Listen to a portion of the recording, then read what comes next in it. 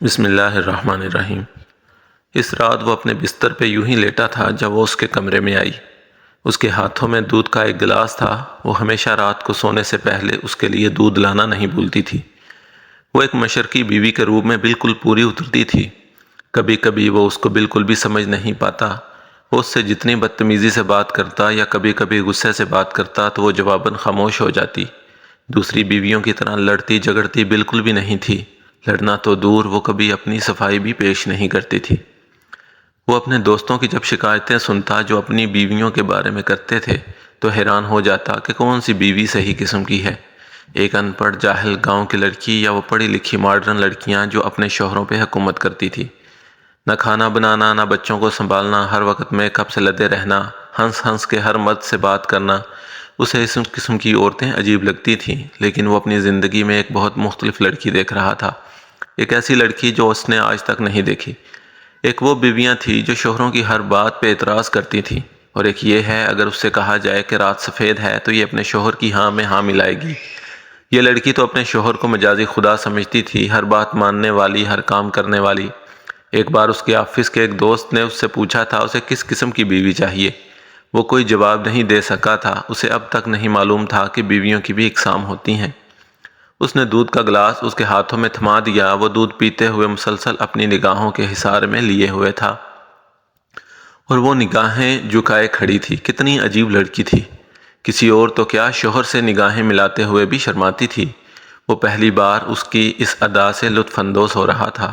اس لڑکی کے ساتھ رہتے ہوئے اسے 20 دن ہو چکے تھے، اور ان 20 دنوں میں اس نے نوٹ کیا کہ وہ لڑکی جھوٹ کبھی نہیں بولتی، بنا مقصد بنا مطلب کوئی بات نہیں کرتی، نماز پابندی سے ادا کرتی ہے، اور کئی بار اس نے صبح صبح اسے قرآن پاک کی تلاوت کرتے بھی سنا۔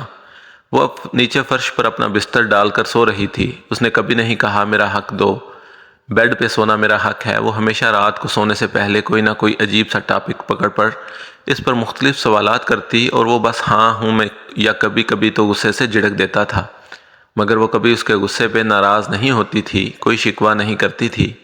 لیکن آج وہ خاموشی سے سونے کے لیے لیٹ رہی تھی۔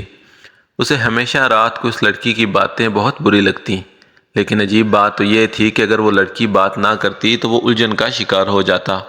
وہ آج جب بنا کوئی بات کیے سو رہی تھی تو اسے ایک عجیب کرب کا احساس ہوا۔ سو رہی ہو تم؟ پہلی بار اس نے خود سے اسے مخاطب کیا۔ جی کچھ چاہیے تھا آپ کو؟ وہ ایک دم چاقو چوبند ہو کر کھڑی ہو گئی۔ وہ اس طرح جلد بازی میں اس کے کھڑے ہونے پہ ہنس دیا۔ نہیں، یہ تم ہمیشہ یہی کپڑے کیوں پہنتی ہو؟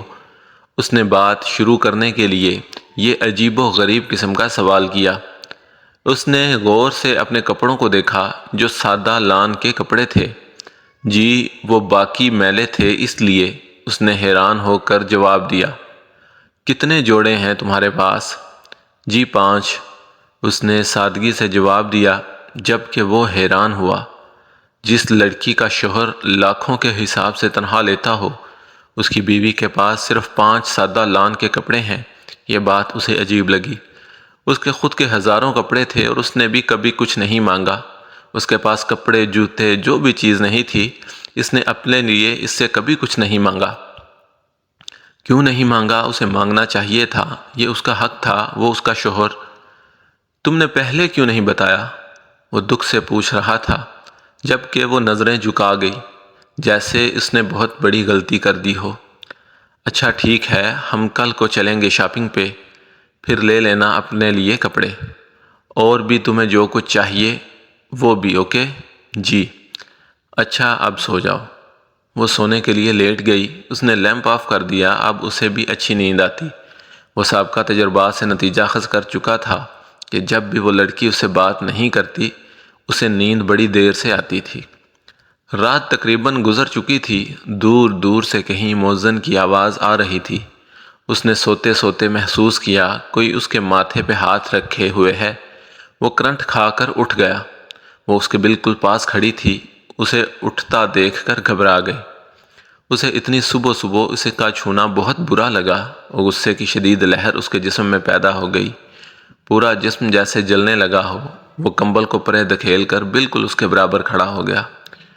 وہ سہمے ہوئے نگاہیں نیچے جھکا کر کھڑی تھی۔ اس کے دل میں اس وقت آگ لگی ہوئی تھی۔ اسے نہیں پتا تھا اسے اتنا غصہ کیوں آ رہا ہے، لیکن وہ مزید اپنے غصے پہ قابو نہیں رکھ سکا۔ تمہاری ہمت کیسے ہوئی مجھے ہاتھ لگانے کی؟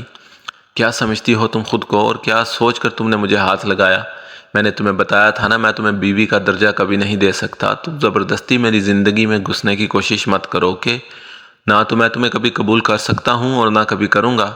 اس لیے یہ روایتی بیویوں والی حرکتیں کرنا بند کر دو۔ وہ چلا چلا کر بات کر رہا تھا۔ اندر کے لاوا کو باہر آنے کا راستہ مل چکا تھا۔ اس کا پارا ایک دم چڑھ چکا تھا۔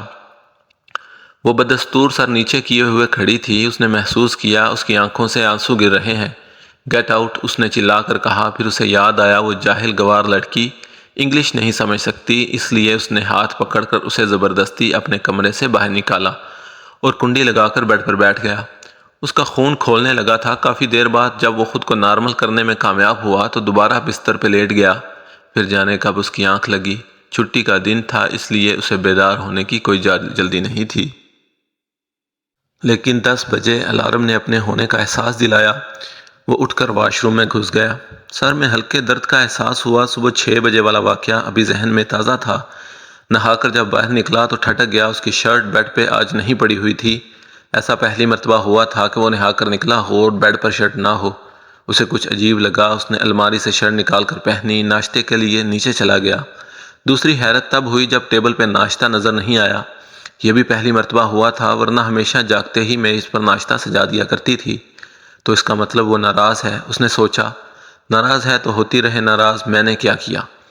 تو نے اچھا نہیں کیا، کتنی بری طرح سے پیش آئے اس سے، دل سے آواز آئی۔ وہ کچن میں چلا گیا، خود اپنے لیے ناشتہ بنانے لگا۔ پھر ایک دم محسوس ہوا اسے ناشتہ بنانے میں کوئی دلچسپی نہیں۔ اتنے دنوں سے وہ اس کے ہاتھوں کا ناشتہ کھا رہا تھا، خود کھانا بنانے کی تو اس کی عادت ہی چھوٹ گئی۔ وہ بنا ناشتہ بنائے کچن سے باہر آیا، صوفے پہ ڈھیر ہو گیا۔ ایک سوچ جو پہلی بار اس کے ذہن میں آئی، وہ کہاں ہے؟ یہ سوچ کر کھڑا ہو گیا اور گھر کے کمروں میں تلاش کرنے لگا، لیکن وہ اسے کہیں نہیں ملی۔ اس کی ٹینشن میں مزید اضافہ ہوا۔ وہ ایسے تڑپنے لگا جیسے مچھلی کو پانی سے باہر نکال دیا جائے۔ کہاں چلی گئی؟ وہ سیڑھیاں اترتے ہوئے سوچ رہا تھا۔ جہاں چلی گئی چلی گئی، اس سے اسے کیا؟ وہ بھی کہاں اسے اس گھر میں رکھنا چاہتا تھا۔ اچھا ہوا خود ہی چلی گئی، ویسے بھی کسی نہ کسی دن اسے جانا ہی تھا۔ نہیں، وہ ہمیشہ یہی چاہتا تھا وہ چلی جائے، لیکن آج وہ چلی گئی تو اس طرح پریشان کیوں تھا؟ وہ خوش کیوں نہیں تھا، جبکہ اصولاً تو اسے بہت زیادہ خوش ہونا چاہیے تھا؟ کیا وہ اس لیے پریشان ہے کہ جب دادی واپس آئے تو وہ اسے کیا جواب دے گا؟ نہیں، دل نے فوراً یہ کہا۔ وہ دادی کے لیے نہیں، خود اپنے لیے پریشان تھا۔ مگر کیوں؟ اس نے دل سے پوچھا۔ کیونکہ تم اس سے پیار کرنے لگے ہو۔ اس نے ایک عجیب انکشاف کر دیا۔ وہ گم سم ہو گیا۔ یہ کیا کہہ رہا تھا دل؟ وہ اس سے پیار کیسے ہو سکتا ہے؟ وہ تو اس سے نفرت کرتا تھا، شدید نفرت۔ نہیں، دل جھوٹ بول رہا ہے۔ اس نے دل کو جھٹلانے کی کوشش کی، مگر وہ ایسا نہیں کر سکا، کیونکہ دل جھوٹ نہیں سچ بول رہا تھا۔ ہاں، میں اس سے پیار کرتا ہوں، بہت پیار۔ مجھے صرف اس کی عادت نہیں ہو گئی، میں اس سے پیار کرنے لگا ہوں۔ مگر وہ کہاں ہے؟ اس نے چلا کر پورے گھر سے پوچھا اور جواباً پورا گھر خاموش تھا۔ اسے زندگی میں پہلی بار گھر میں اکیلے پن کا احساس ہوا۔ اسے پہلی بار گھر کی خاموشی ڈرا رہی تھی۔ اس پہ پہلی بار انکشاف ہوا۔ وہ اس سے محبت کرنے لگا تھا۔ وہ جسے اپنی زندگی کا ساتھی بنانا چاہتا تھا وہ یہی لڑکی تھی، اس کے علاوہ اور کوئی نہیں ہو سکتی۔ اس سے پیاری تو کوئی ہو ہی نہیں سکتی، اتنی معصوم، اتنی سچی۔ اسے جیون ساتھی کے روپ میں صرف یہی لڑکی چاہیے تھی، اور تو کوئی ہو نہیں سکتی اس کے جیسی۔ ایسی لڑکی دنیا میں کہیں نہیں ہے جو اس کے اتنے غصے کے باوجود خاموش رہے، جو اس کے جاگتے ہی ناشتہ لگا دے، اس کے مانگنے سے پہلے اسے چائے پلا دے۔ اتنی صبر، اتنی قناعت والی لڑکی اور کہاں ہوگی؟ واقعی اگر دادی اس پہ بھروسہ کرتی تھی تو بالکل صحیح کرتی تھی۔ وہ واقعی اپنے پوتے کے لیے سب سے اچھی بیوی ڈھونڈ کر لائی تھی۔ اگر وہ ان کی مرضی کے خلاف کسی ماڈرن لڑکے سے شادی کرتا تو کیا ہو جاتا؟ وہ لڑکی کیا گھر کے کام کرتی؟ کیا اس میں اتنا صبر ہوتا؟ کیا وہ اس طرح چلانے پہ خاموش ہوتی؟ نہیں۔ وہ پہلی بار اس کی کہی ہوئی ساری باتیں یاد کر رہا تھا۔ کیا بپٹی پارلر؟ یہ ٹی بی کرنٹ تو نہیں مارتا جی؟ ہمارے گاؤں میں پہلے مرد کھانا کھاتا ہے، پھر عورت اس کا بچا ہوا کھانا کھاتی ہے۔ آپ کو گاڑی چلانا آتا ہے جی؟ یا اللہ مجھے اپنے گھر سے خالی مت لوٹائیں، میں آپ سے جو مانگ رہی ہوں وہ مجھے دے دیں۔ جی آپ کی وہ نیلی شرٹ جل گئی، آپ سے جھوٹ بول سکتی ہوں، خدا سے تو نہیں، وہ تو سب جانتا ہے۔ آپ سے جھوٹ بول کر میں بچ بھی جاؤں تو خدا سے کیسے جھوٹ بول سکتی ہوں؟ او میرے اللہ، یہ میں نے کیا کر دیا؟ کیوں کر دیا؟ میں نے اس سے کتنی بدتمیزی سے بات کی صبح۔ مجھے کیوں اتنا غصہ آ گیا تھا، حالانکہ اس نے تو ایسا کچھ غلط نہیں کیا تھا، صرف ہاتھ ہی تو لگایا تھا۔ اور وہ اتنی اچھی تھی کہ اس نے کوئی شکوہ شکایت تک نہیں کی، لیکن وہ کہاں چلی گئی؟ پلیز واپس آ جاؤ، میں تمہیں پھر کچھ نہیں کہوں گا، ہم دونوں مل کر پیار محبت سے رہیں گے۔ میں تمہارے بنا نہیں رہ سکتا بانی، لوٹ آؤ۔ اسے اپنے گالوں پہ نمی کا احساس ہوا۔ وہ بھاگتے ہوئے پورچ میں گیا اور گاڑی میں بیٹھ کر ریلوے اسٹیشن کی طرف روانہ ہو گیا۔ گاڑی وہ فل سپیڈ سے چلا رہا تھا۔ اتنے رش میں اتنے سپیڈ سے گاڑی چلانا خطرے سے خالی نہ تھا، لیکن وہ ہر خطرے سے انجان بس جلدی جلدی ریلوے اسٹیشن پہنچ جانا چاہتا تھا۔ کئی بار اس کی گاڑی دوسری گاڑیوں سے ٹکراتے ٹکراتے بچی تھی۔ وہ ریلوے اسٹیشن کے بالکل پاس پہنچ چکا تھا۔ گاڑی سے نکل کر وہ بھاگتے ہوئے اسٹیشن تک گیا، لیکن وہاں کوئی نہیں تھا۔ یا تو ابھی تک ریل گاڑی آئی ہی نہیں ہوگی، یا پھر آ کے وہ بھاگ کر بینچ پر بیٹھ گیا۔ اس انسان تک گیا جو پتہ نہیں کن خیالوں میں گم تھا۔ ایکسکیوز می جناب، یہ ریل گاڑی کی ٹائمنگ کیا ہے؟ اس آدمی نے خاص باختہ مخاطب دیکھا۔ ابھی تھوڑی دیر پہلے ہی گاڑی نکل چکی ہے۔ اسے لگا جیسے آدمی کہہ رہا ہو آپ کی تو جان نکل چکی ہے۔ اس کے جسم میں خون کی گردش اچانک رکنے لگی۔ وہ مایوس ساری دنیا سے بیزار گھر لوٹ آیا اور صوفے پر ڈھیر ہو گیا۔ ایسے کیسے جا سکتی ہے وہ؟ مجھے چھوڑ کر وہ نہیں جا سکتی۔ اتنی معمولی غلطی کی اتنی بڑی سزا کون دیتا ہے؟ کیا سب کچھ ختم ہو گیا؟ ابھی کچھ باقی نہیں رہا تھا کیا؟ وہ سر تھامے صوفے پہ بیٹھا تھا جب اسے اپنے بالکل ہی پاس کسی کے قدموں کی چاپ سنائی دی۔ اس نے گردن موڑ کر دیکھا تو اوپر کی سانس اوپر اور نیچے کی سانس نیچے رہ گئی۔ وہ بالکل اس کے پاس کھڑی تھی، اس سے کچھ ہی فاصلے پر۔ وہ کرنٹ کھا کر کھڑا ہو گیا۔ تم کہاں چلی گئی تھی؟ کیوں گئی تھی تم؟ جی وہ ہم تو یہیں تھے۔ اس نے اس کی بات نہیں سنی اور آگے بڑھ کر اسے گلے سے لگا لیا۔ وہ اس طرح اس کے گلے لگانے پہ حیران بھی تھی اور خوش بھی۔ اب آئندہ تم کبھی مجھے چھوڑ کر مت جانا، اوکے؟ چاہے میں تمہیں جتنا بھی ڈانٹوں، جان نکل جاتی ہے میری۔ ہم سب کچھ سے شروع کریں گے۔ تم ایک بار پھر دلہن بنو گی اور اس بار تمہیں کمرے سے نکالنے کی بجائے باہوں میں سمیٹ لوں گا۔ خوشی سے اس کی آنکھوں میں آنسو آ گئے۔ وہ صبح اس کے منہ سے نکلنے والے شعلے سن کر تو ٹوٹ ہی گئی تھی۔ اسے لگا اب اس کی زندگی کا تو کوئی مقصد ہی باقی نہیں رہا، سب کچھ ختم ہو گیا۔ وہ کمرے سے نکل کر اس کے برابر والے کمرے میں جا کر روتی رہی، اور روتے روتے کب سو گئی اسے پتہ ہی نہیں چلا۔ اس کی آنکھ تب کھلی جب اس نے سنا کوئی اسے پکار رہا ہے۔ وہ بھاگ کر کھڑکی تک گئی تو اس کے شوہر محترم جو صبح آگ برسا رہے تھے اب بڑی بےتابی سے اپنی زوجہ محترمہ کو ڈھونڈ رہے تھے۔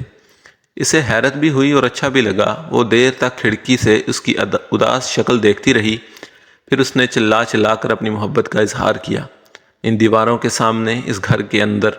لیکن وہ نہیں جانتا تھا جس کے لیے وہ اقرار کر رہا ہے وہ اس کے بہت قریب ہے۔